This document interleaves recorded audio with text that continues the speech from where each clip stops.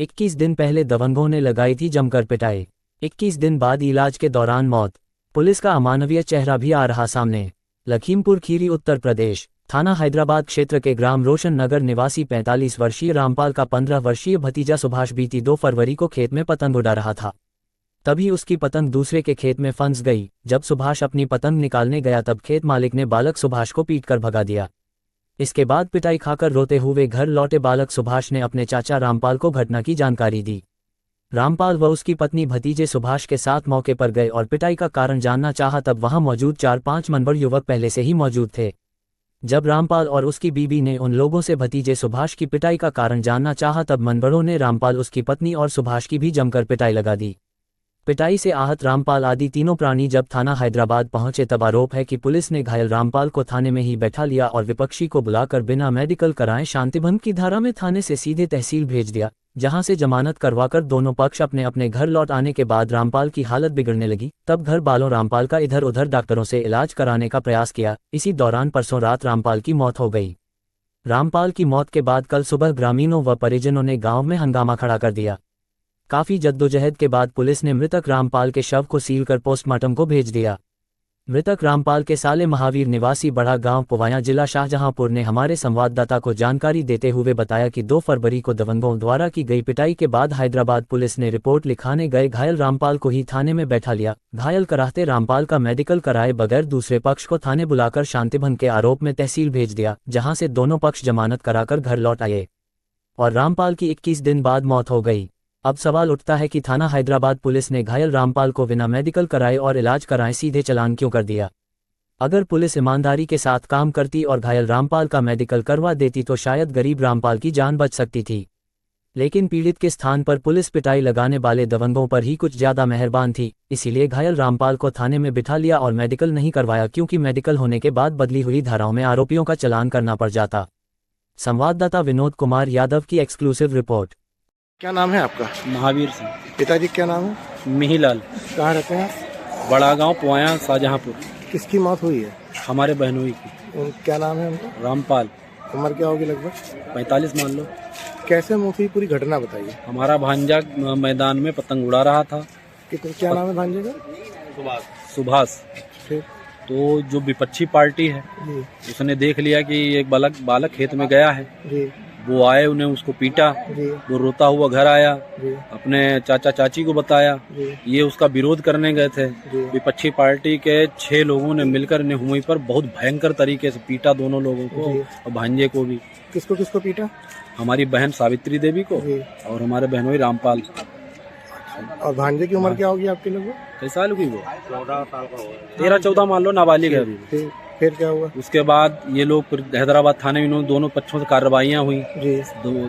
थाना इंचार्ज ने शांति भंग में क्या कहते हैं 151 वगैरह कुछ कहते हैं, हाँ। उसके आधार दोनों पर दोनों पार्टी को बंद करके सवेरे इन लोगों ने अपनी अपनी जमानतें कराई। क्योंकि हमारे बहनोई बहुत ज्यादा चोटिल थे, उनका मेडिकल होना चाहिए था उसी दिन। हाँ।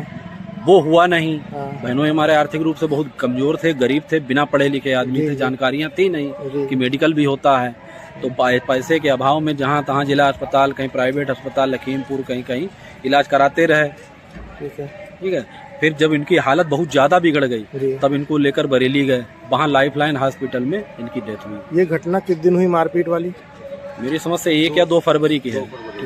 और ये लाइफलाइन हॉस्पिटल आप कब लेके गए हैं इनको? ये गए हैं 21 तारीख की रात में। ठीक। अच्छा, ये जो इनकी मारपीट हुई थी तो इनकी तरफ से पति पत्नी और बच्चा ही था इनका? हाँ, वहाँ मौके पर 3 परिवार का कोई सदस्य ही नहीं था। उधर बीच कितने लोग थे? वो 6 लोग थे, ज्यादा ही थे। तो पुलिस ने मेडिकल नहीं करवाया?